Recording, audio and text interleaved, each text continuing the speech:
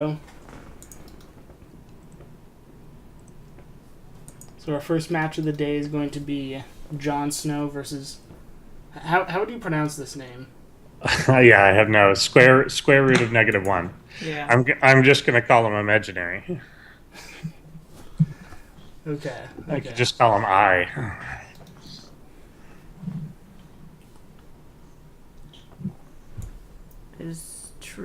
Are True and Picker, were they here? I'm not sure. I saw True in the chat. Yeah, I definitely saw True. Are I'm they not playing? sure about Picker. I'm not too sure.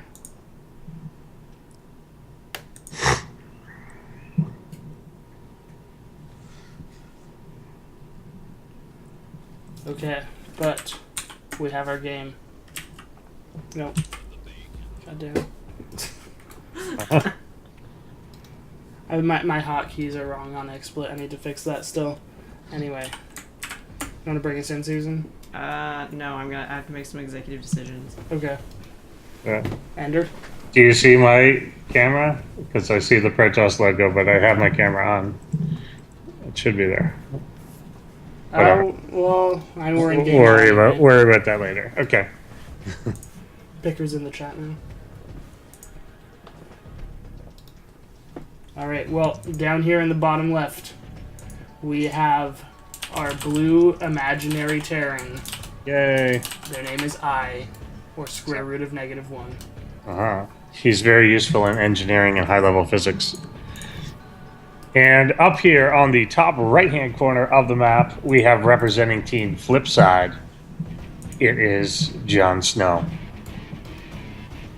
The Johnest of Snows.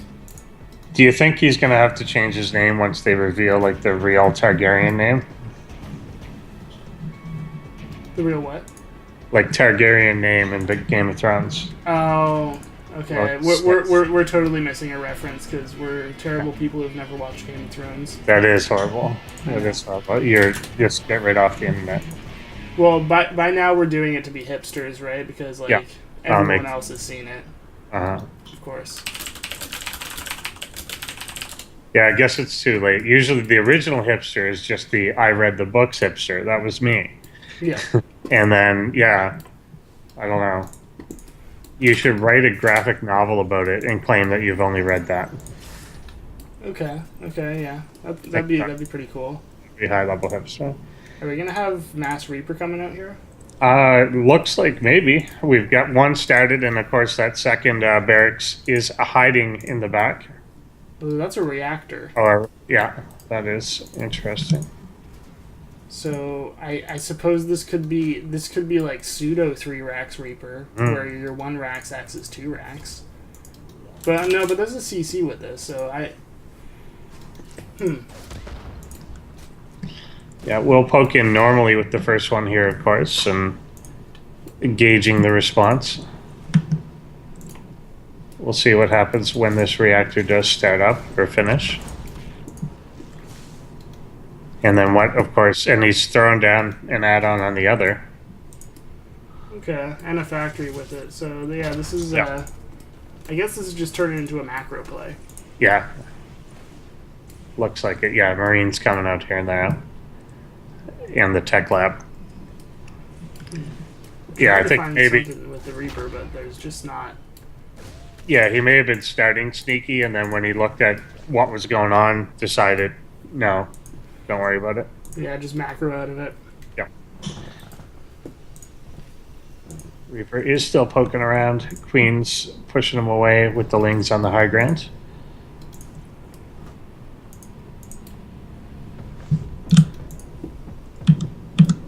We do have Starport coming up too, but no like add-on switch gonna be coming up either. Oh, I guess. I guess -1 is just doing things at a timing just to spite me. So we may or may not have an add-on switch coming up. Yeah, and he's getting that stem pretty early on, so he could be looking to do a timing based on that. The Ling trying to catch this Reaper does on the low ground, the lone Ling hero. The Lone Linger. Yeah. And no bunker or anything up front here for I. as Lings come in, but there's plenty of Marines there that should be able to clean this up and repel it. We've got the Roach Warren coming in the back, which may not end up being the best against large bio, but we'll see how it shapes up. And no indication of a lair yet. The third base coming down for Zergy. Oh, there's the lair start, so JonSnow's fighting you now, too. Yeah, exactly. It's always after you say it. Yeah. Always. Tearing walling off that little back area, and the pickup. This is just a actually a pretty decent little pickup. There's no tanks or anything like heavy duty in this, but we'll go off for the harassment. See what it can get done. That third base, though, has 3 queens already at it, so if they're coming towards there, may not do the most damage. They see that and immediately just kind of get a will swing, I guess, for the main. But now the boost is used. They just didn't like that Marine. No. No, that one was talking bad about them. Oh, that vac is so low. Another queen trying to hunt that one down, does not get there.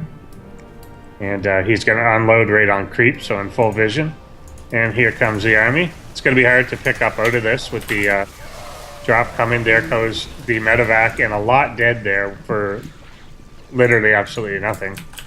Well, maybe a few lings, but yeah, pretty much nothing. So that wasn't ideal. Yeah.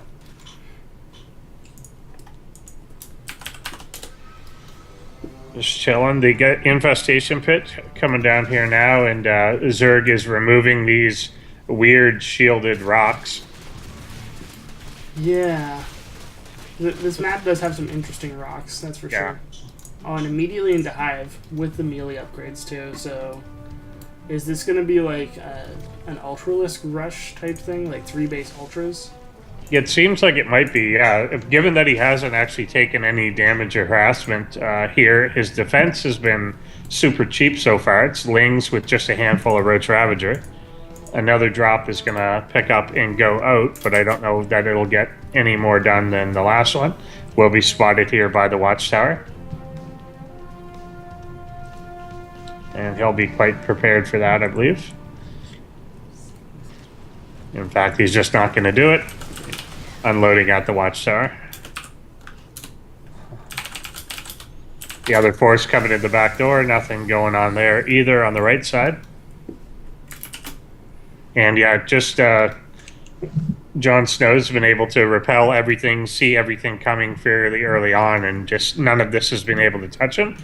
And I think when you just don't damage the Zerg, they can go directly to whatever they want, and the lair or the Hive is about to finish. Yeah, it's just been a really great defense of everything by JonSnow. Yeah. Gonna lose a few drones here, but yeah, that gets repelled into the main on the right-hand side. A little poking force coming in too. We'll go after that gas at least. Getting a few more drones. Getting the geyser is pretty important here, just because we are going up towards Ultralisk, so the gas count is fairly important. Indeed, it is. And also, obviously, JonSnow's not been aggressive on his end of things either, just choosing to repel everything that's going on, but not actually poking back at I here either. Who's now getting his 4th command center out. Yeah, Picking up for a much bigger drop now. This one could do some damage if it's not scouted. Yeah, these are undefended areas, possibly this 4th base. He keeps flying directly over the Watchtower there, which is occupied. And the Zerg army swings back into place. Could be a good Widowmine hit here. Oh, nice splitting. Only gets 2 lanes for it. Oh, the fungals. Oh. The volley's up, and the entire drop just killed. That was pretty much flawless. Yep. That's a lot of supply just kind of sacrificed there. Ling's working on these back rocks on the bottom side of the map, opening up an avenue of attack. There's no real defense there. Army nearby, but no bunkers, walls, anything like that. More Lings poking at the other wall too. So Yep. yeah, just JonSnow being absolutely on top of everything. And because of the line of sight blocker here, -1 just doesn't really know that these rocks are gone. Yeah. And Lings will come in. There's just a handful of them, but going after the SCVs, we'll pick off a few and pull the army over. And at the same time, the Ultralists are now going to go up the main ramp and actually catch all these SCVs transferring over. A huge swath of them die. Tank sieging up in the middle, but yeah, like 4 Ultralists with this. Fungal's down, and this army is just destroyed here. Yeah, I mean, 1 Ultralist died, but there's, Yeah. another 5, 4, plus whatever's rallying across the map.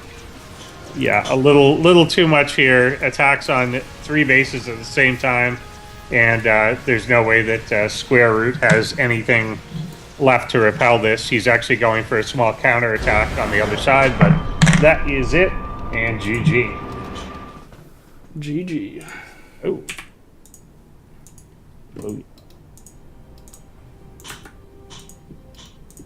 Let's up these game sounds a bit. Hopefully that's good. Okay. So, second map was... What was the second map? Frozen.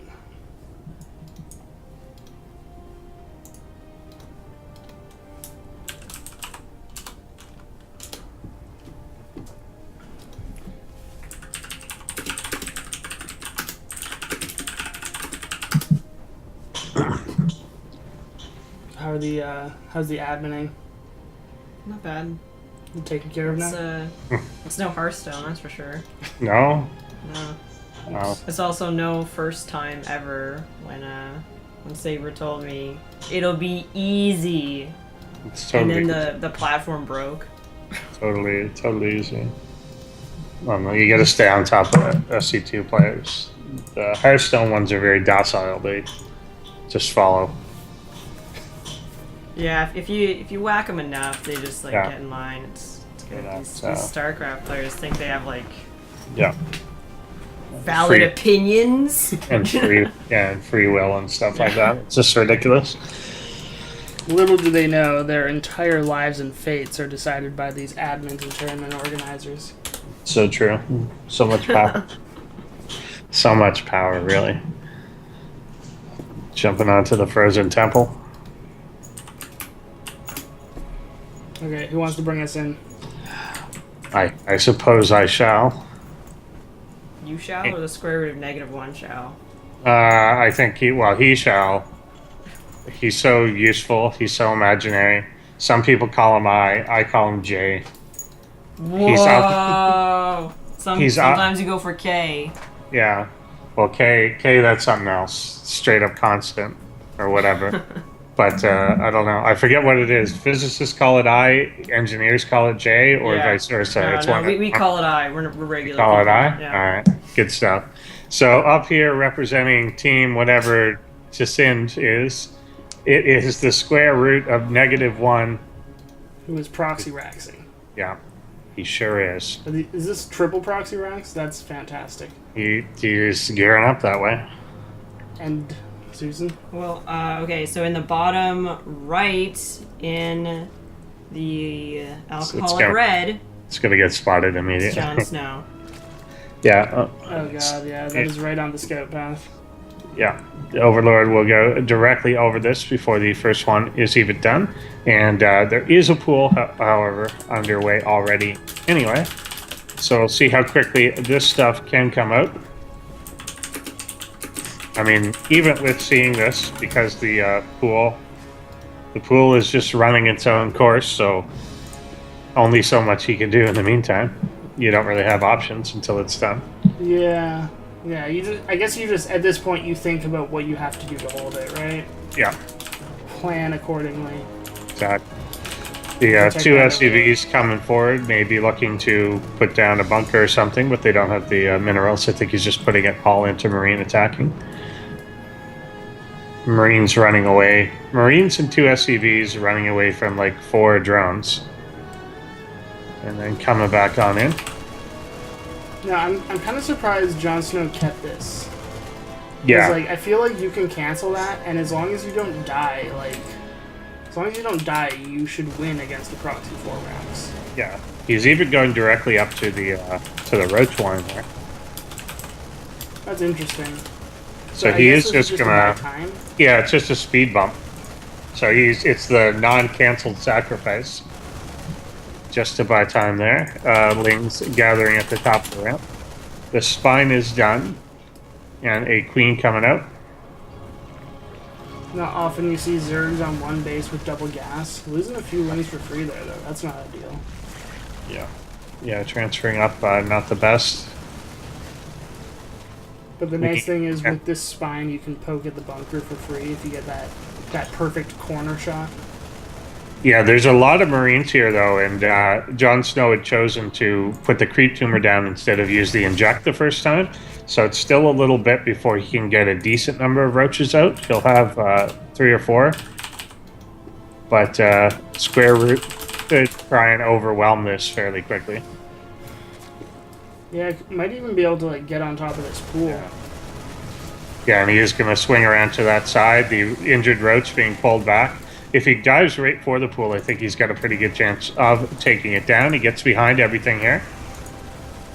Forcing a reposition on that spine, which did not get buffed in his root speed, so it's going to get focused down. Yeah, will be taken out here. And is there enough for JonSnow to hold? Kind of blocking his own drones here from getting on top of the Marines. A lot of drones going down, too. Keeping some of these roaches alive, though. Worker count actually still even here. So if he lives, he'll still be all right. But still trying to buy time for 4 more roaches to come out here. Marines, I think, into a bad position here, getting picked off a lot. We'll dive forward for a few of the injured roaches, but some more come out. Looks like he's going to repel it now, but only 6 drones still left alive. GG. Okay. Well, that was kind of surprising. I thought we'd at least see the counterattack, but JonSnow going down to that proxy 4 racks. Yeah. I think if the bunker was not still there, like if he could have got those roaches cleanly out, then he would have attempted that counterattack, but I think he realized there were no reinforcement path. So, too much time. He could just wall off on the other end and be fine. Yeah. But, yeah. Yeah, it did hold, but just not enough workers left, and it happens. And it was just kind of a little bit of just a build order loss there. If he had made, like, he saw it quickly, but he had already committed to the to putting the hatch down, putting the gas down, and then the pool was already started late. So they're not late, but you know what I mean. Started at a reasonable time, but not so reasonable for defending that. Yeah, exactly. Makes me wonder if it kind of felt like he was a little too greedy with the defense, just with the one spine going straight up to roaches. Yeah, exactly. He was counting on that low ground hatchery to buy him a lot of time, and it did. It did give him time to actually get some roaches out, but then it was extra greedy to then put the creep tumor down instead of injecting with his first bit of energy. And I think that caused him to then be a little lower in the roach count than he could have been. But obviously you want to do that because if you get a chance to take control, you can jump the spine forward, blah, blah, blah. So, and it prevents them from putting a bunker on the high ground. So there's give and take, but whatever. You decide in the moment. Yeah, exactly. Yeah. It's that moment where you just have to choose one and go for it. Because if you wait on either of them, then you're going to lose anyway. You're lose anyway. Yeah.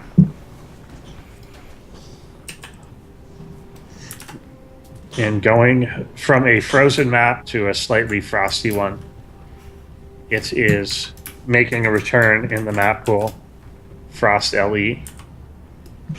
Yep. And the winner of our last game up here on the top left-hand corner of the map, representing T-Sind, it is the square root of -1. This guy is straight up off the Cartesian plane.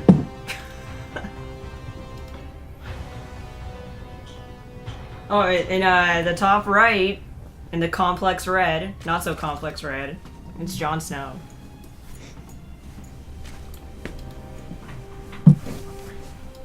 So I have a feeling, you know, our friend the square root must be feeling pretty good right now, because I do remember before the game, you know, we got a message being like, I have to play JonSnow. Yeah. But, you know, taking a game, it's got to feel good, you know. Yeah, I think that may raise his confidence too. I think, as we noted in the first game, I think he was gearing up to try something cheesy, and when his first Reaper got out, he was like, screw it, let's not do it. And then the second game, he just fully committed to it and ended up with a good result. So maybe he's feeling great about himself. Maybe he's going to leave this game and go solve the Riemann hypothesis. It's quite possible. Yeah. I'm feeling so left out on the math jokes. I mean, I know Keep Susan 'em coming. gets it. I know Susan gets it, so like that's fine. I'll just sit here with my English degree, not knowing anything. Nice. Check out a YouTube channel called Number File. You'll get them all. Okay. It's a good little channel. So we got the expansion down to the low ground. Reaper is coming on out and making his way across the map. And we'll get the correct scout path, which is pretty convenient. Yep. That little edge. Yeah, it definitely helps to know what's going on sooner rather than later on a big map like this. There's actually quite a few lings out too. Yeah, he's not skimping on that at all, and he hasn't in the first game either. I think that's what had caused him to decide not to really cheese in the first game, was that there was a decent number of lings. And I think there's a tendency, as much as square root of -1 was nervous about playing JonSnow may just be like, if I just play safe, I'm fine. Yeah. So yeah. I'm gonna make sure that I get enough early defense that I'm not gonna be caught off guard by something that did catch him off guard the last game.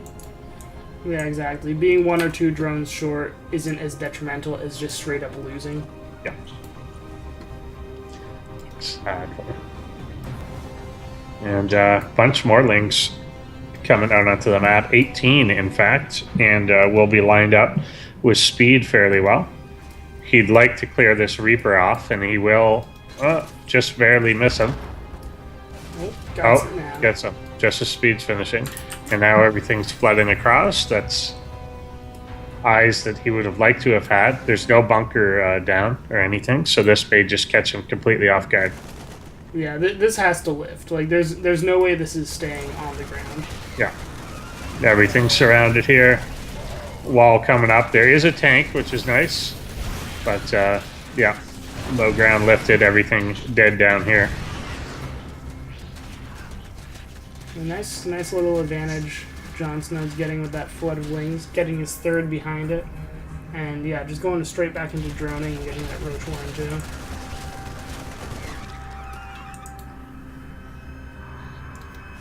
And he'll back off just out of vision, but staying in range to attack if that tries to land again. Now, if JonSnow gets this overload to go, you know, a little bit to the left, spots that starport with the tech lab, that'll be absolutely huge. But after seeing the factory with tech lab, he just backs out. Wait, is this dump? Are we? We have 3 port banshees. Is that? 3, yes, yep. Okay. looks like that. Okay. Which is going to be hard to finance with that lower base being lifted off for so long, even losing one of the gas down there. So, yeah, so that may be a little bit aggressive, as you can see. 3 ports, but only one of them actually building. And 2 tanks out as well, so... Yeah, this is a fairly gas-heavy composition. Yeah, oh, and a little supply block here, too, will stop the progress of that second Banshee. He may want to consider just straight up canceling the cloak, because I don't think this is like a, sneaky Bansheeism. It's more of a push with the tanks and with the Marines, sort of thing. So he may not need that as much. Yeah, maybe you just cancel that cloak, invest it in a few extra units, because, like, if you got, like, 5 Banshees in this guy, it doesn't really matter if you can see them. They're just going to kill your stuff. Yeah, that's the point. That's the idea. We've got Lings strategically positioned around the map, looking for the taking of any third base, as well as covering out some of the potential drop routes, but there are no medevacs. It's a nice Ling spread, too. Yeah. Yep, just everywhere. Seeing everything. You're surrounded. Yeah, creep coming through the middle. The Roach army chosen on the other side is not going to be the best, obviously, at dealing with Banshees, but could be plenty to overwhelm the ground. There's not really a lot of bio with this, so despite there being 3 tanks, here come actually 4 Banshees by themselves, so he's not moving out the bio tank, just the Banshees. And surprisingly enough, there's not, like... there are no additional queens, really. We got 4 queens, 3 bases. They're kind of retreating back to the capital. And leaving this outlying third base a bit undefended. There is a spore coming up there and at each base, actually, but he may get the entire hatchery down before that ever becomes an issue. There is detection out.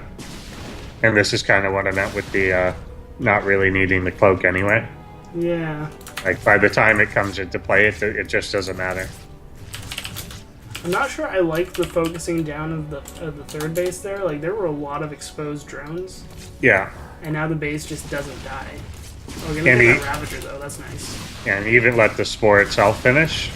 He'll die for it now. But at the loss of 2 Banshees. This many Banshees, like, you can... Well, with good micro, at least, you can sort of ignore the spore and just, like, pick off a few drones, but just a moving wasn't good micro, so those are dead.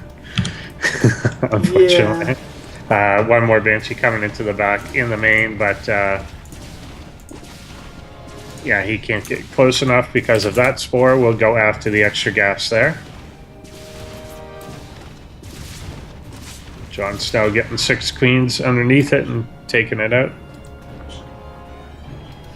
Now this is the thing with this Banshee build, right? Like, I remember reading in those community feedback updates that David Kim really wanted Banshee play to be good against Zerg again, but then they buffed the Queen. And exactly. Like, so this isn't really gonna work. You can try it. But he only had 1 additional queen when this started, and now he has like 5 just roaming the map, taking all this out. Yeah, and I think you can see the impact of that buff when he came, particularly when he was attacking around the third base.